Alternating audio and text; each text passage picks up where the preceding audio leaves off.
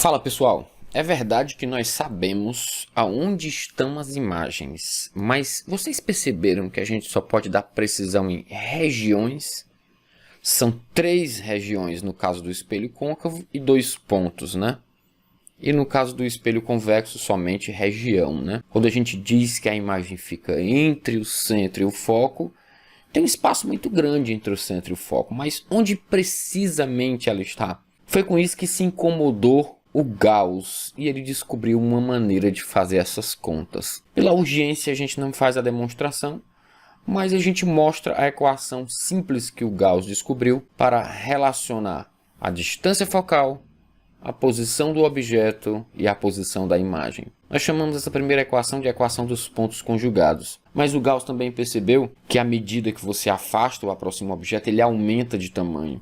E isso tem ligação com essas posições que eu falei anteriormente. E ele chamou essa equação de aumento linear transversal. Gente, basicamente os espelhos esféricos só precisam dessas duas equações. As outras são combinações delas, que são importantes que a gente memorize, porque de repente você pode precisar delas e se torna um elemento para você usar mais rápido.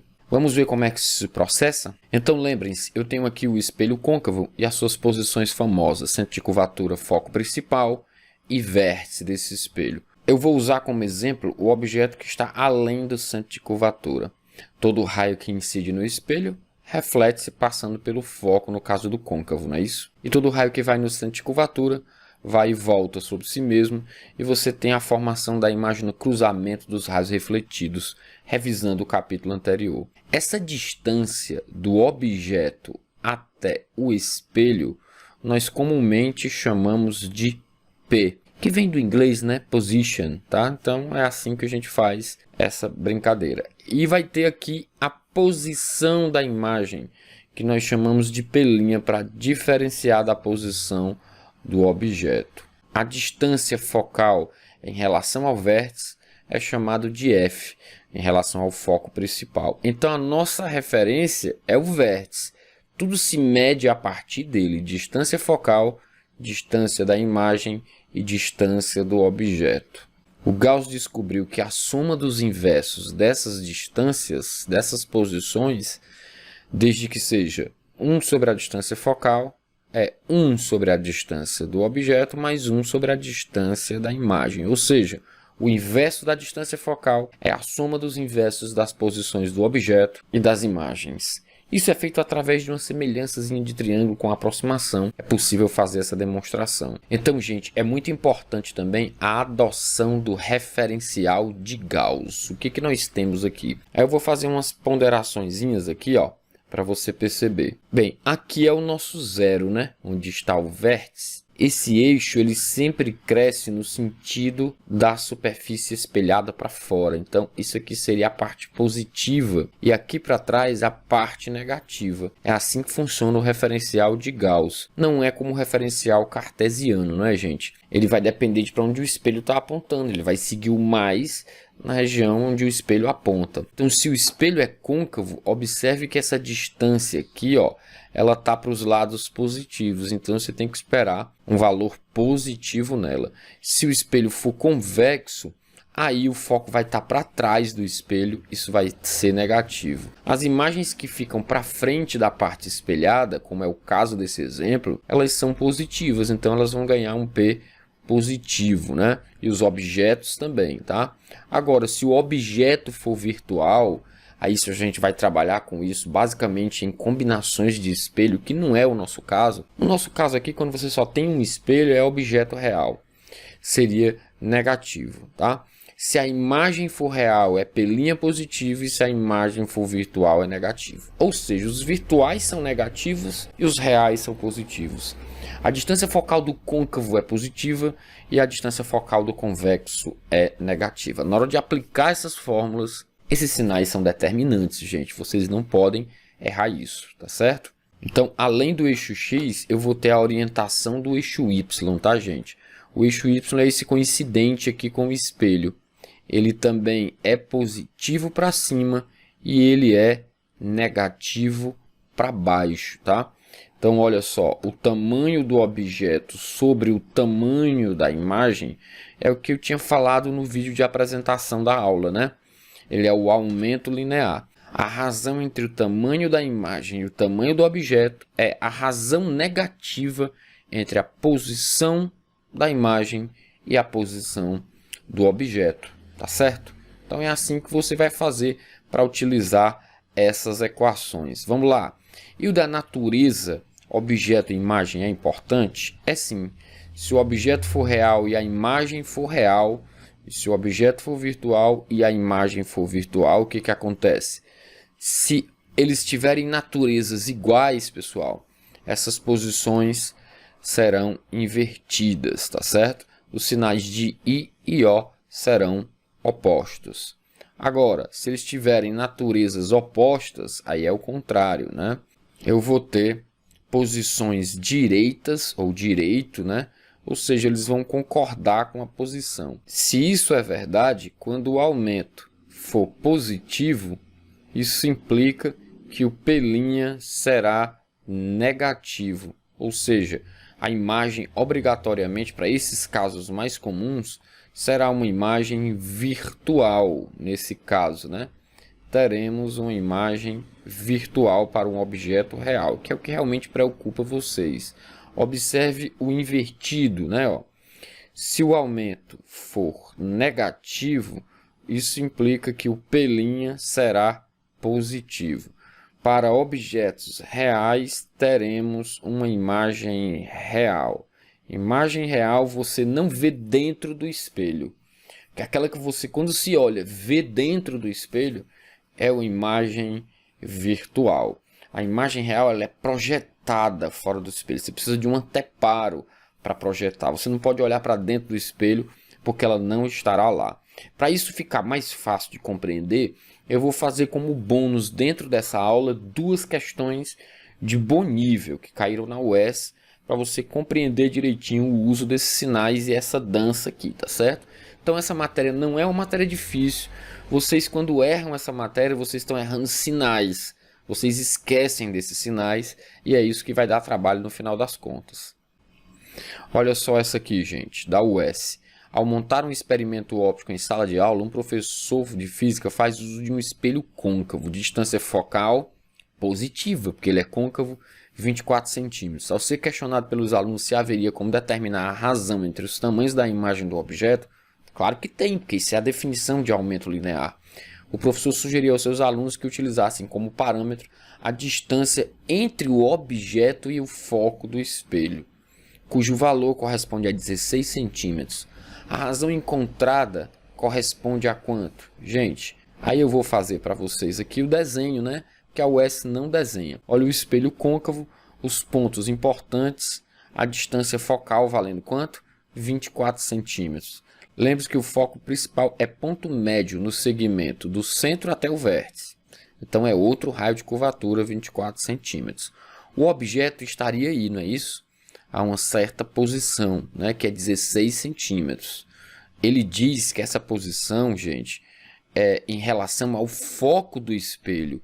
Então isso não é o valor de P. O valor de P é o valor entre o objeto e o vértice. A UES deu o valor, a posição, valendo entre o objeto e o foco. Aqui, ó, entre o objeto e o foco, valendo 16, tá?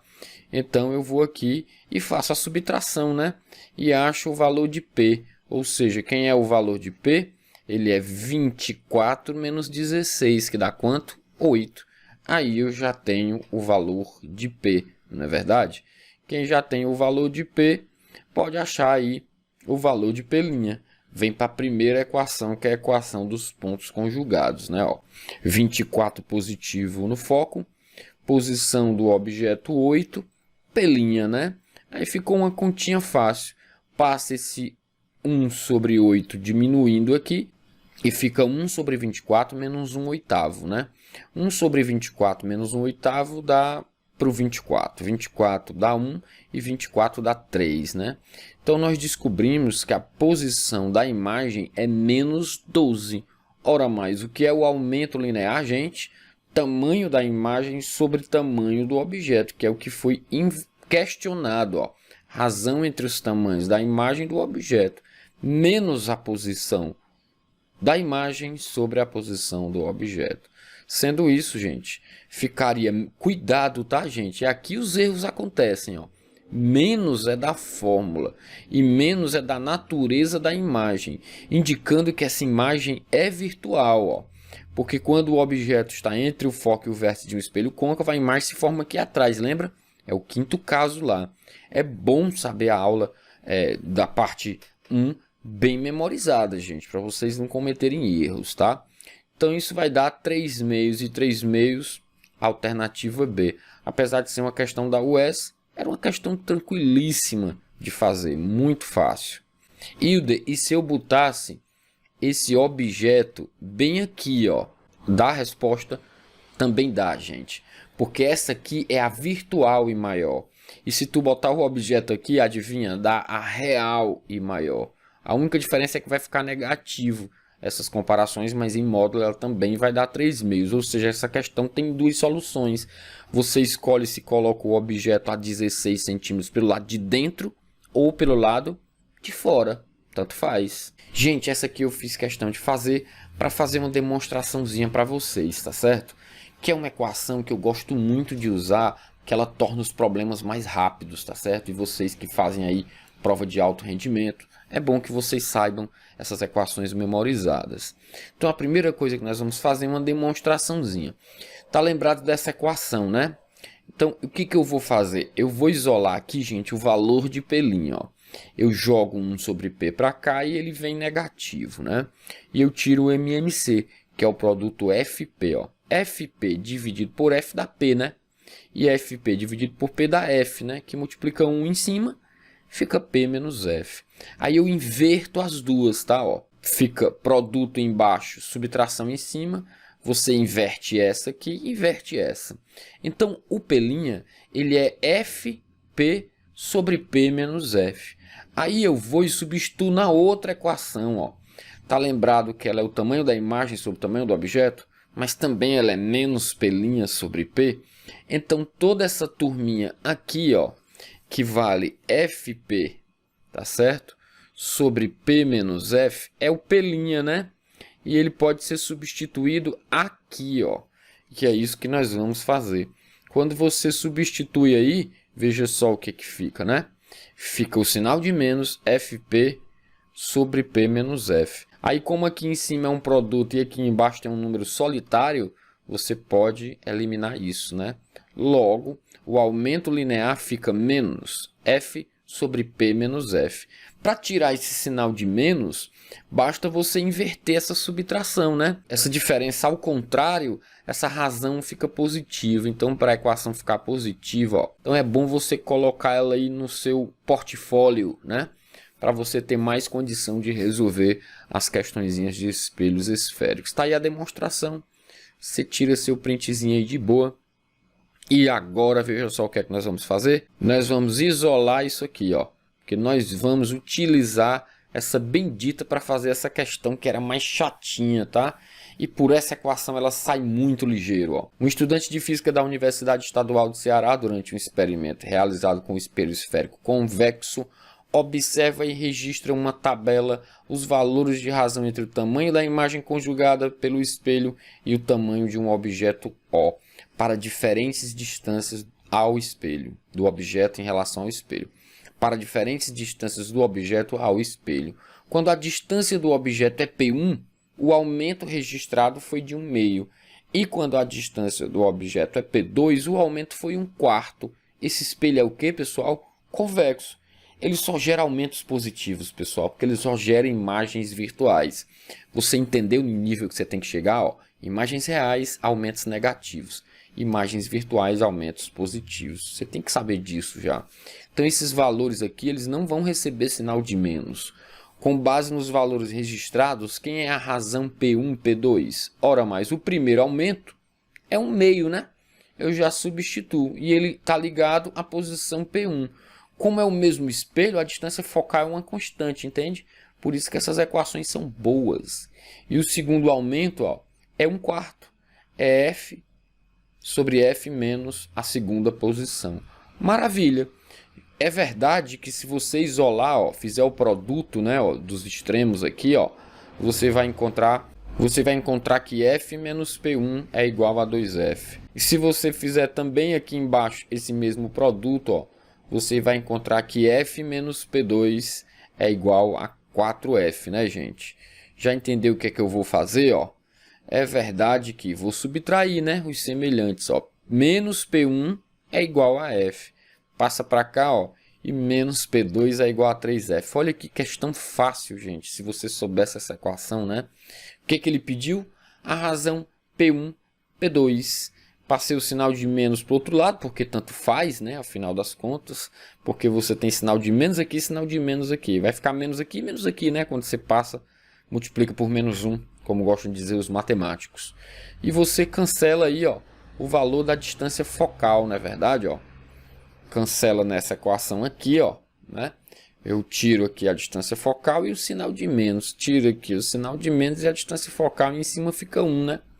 Então essa razão aí vai dar 1/3. E 1/3 é simplesmente este valor aí, grifado na alternativa B de bola. Tá, gente, fiz duas questões para você se situar melhor quando você for fazer a nossa lista de exercício, né? Até onde isso pode ir, tá bom? Então estuda bastante. Que dicas eu dou aqui? O S gosta do assunto, ó, duas questões em 2022, tá certo? Desses vestibulares mais famosos aqui, o S, pra gente aqui do Nordeste, no caso, né? Vamos pensar em Brasil primeiro. Enem gosta desse assunto? Não. FUVEST gosta? Gosta. Os vestibulares do Sul aí, USP, Unicamp, né? Eles gostam de botar uma ópticazinha, eles não dispensam não, tá? De vez em quando elas aparecem. Enem coloca espelhos esféricos? Raramente. Até hoje só mais no campo da teoria, né? Os espelhos esféricos nunca vieram muito com contas aí, né? Unicris coloca, aqui no Nordeste coloca, né? Unifor coloca, menos, mas também coloca. Então, você vai aí, você que está se preparando para o S, você tem que, né, fazer nossa lista de exercício aí, valendo, tá bom? É isso aí, grande abraço, sucesso. Bons exercícios da nossa lista. E você que não tem a nossa lista, é porque você não assina o Partiu Medicina. Assina lá o Partiu Medicina na nossa plataforma, você vai adorar a forma como a gente distribui as listas bem focadas naquilo que você quer realmente fazer.